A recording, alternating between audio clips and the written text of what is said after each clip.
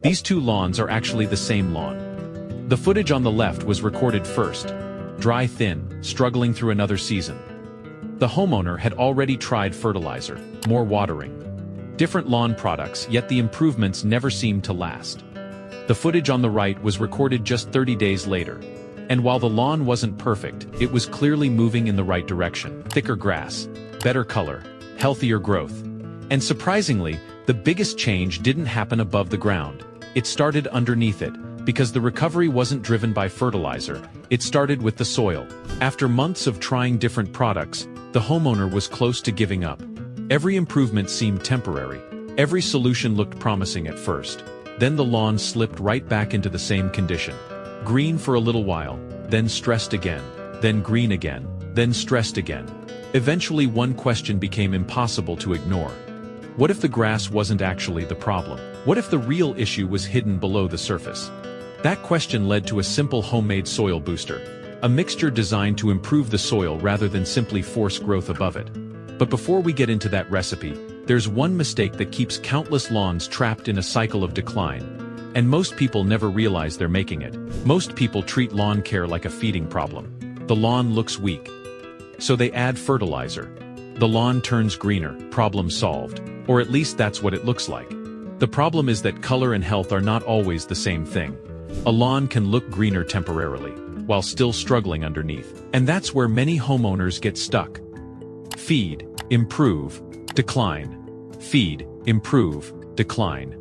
Repeat, the lawn isn't necessarily recovering, it's reacting. And there is a major difference between those two things.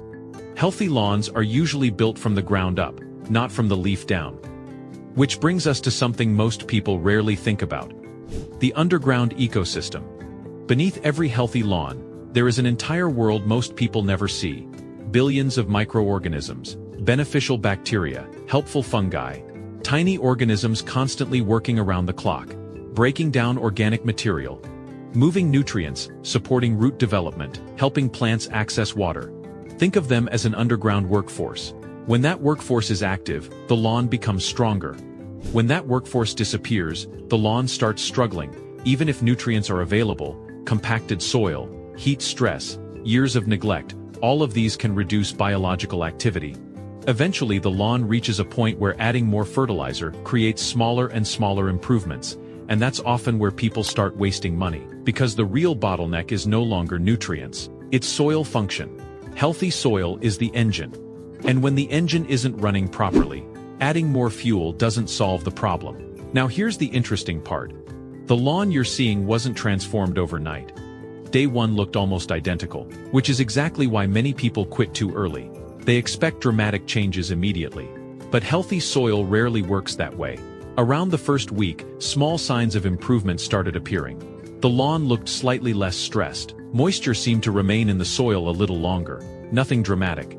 Nothing that would impress your neighbors, but enough to suggest that something underneath the surface was beginning to change. By day 14, the differences became easier to notice, and around day 30, the improvement was obvious. Not perfect, not a golf course, just noticeably healthier. And that's usually how genuine recovery looks. So what exactly was used? Surprisingly, nothing exotic. No expensive specialty product, no professional equipment, just 4 simple ingredients, each one supporting a different part of the soil ecosystem, and when combined, they create a simple homemade soil booster. The first ingredient is compost tea, compost soaked in water and then strained. This introduces beneficial microorganisms back into the soil. Think of it as restocking the workforce. The second ingredient is unsulfured blackstrap molasses. Microorganisms need energy, and molasses provides a readily available food source. As microbial activity increases, the soil ecosystem becomes more active. But here's where things get interesting.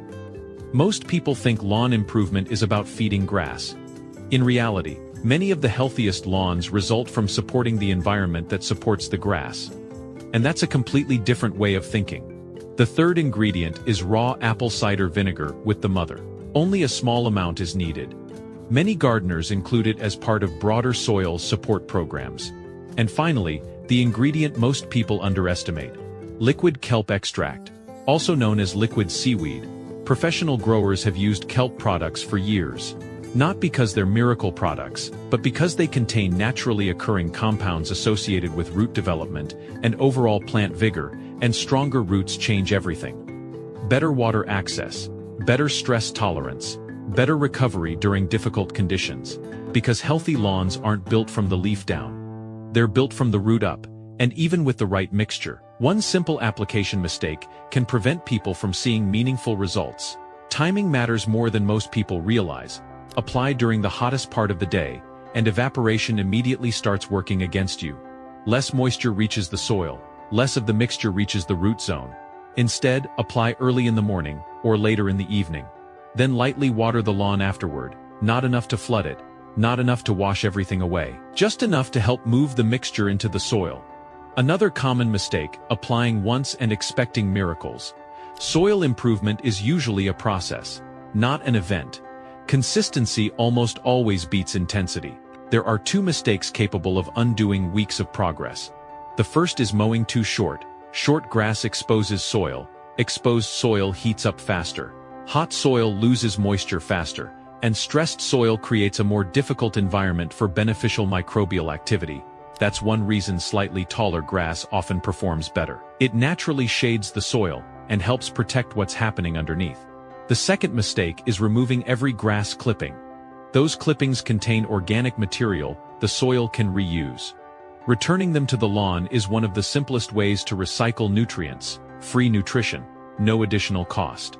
And over time, those small contributions can make a meaningful difference. Now let's talk about color. That deep green appearance many homeowners want. Most people assume it comes from large amounts of nitrogen. But that's only part of the story. Too much nitrogen can create rapid growth. But rapid growth isn't always durable growth. Many lawn enthusiasts instead use occasional chelated iron applications. Iron can help deepen color without encouraging excessive top growth. The result often looks more natural, more mature, more established. The lawn stops looking like it's being rescued and starts looking healthy. The next time you see a struggling lawn, don't look at the grass first. Look at the soil, because that's usually where the real story begins. Most people spend years treating the symptoms: yellow patches, thin growth, weeds, and dry spots.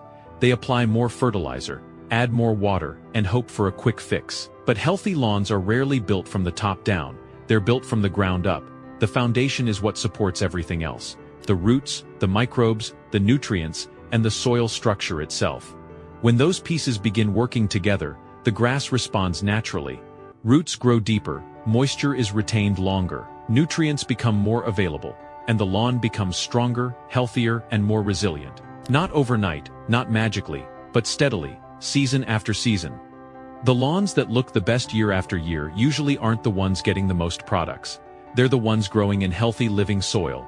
That's the difference. Most people never see. So before buying another bag of fertilizer, ask yourself one simple question. Am I feeding the grass, or am I building the soil? Because when you improve the foundation, everything above it has a better chance to thrive, for months and often years longer than people expect. Subscribe for more lawn recovery, soil health, and sustainable lawn care tips.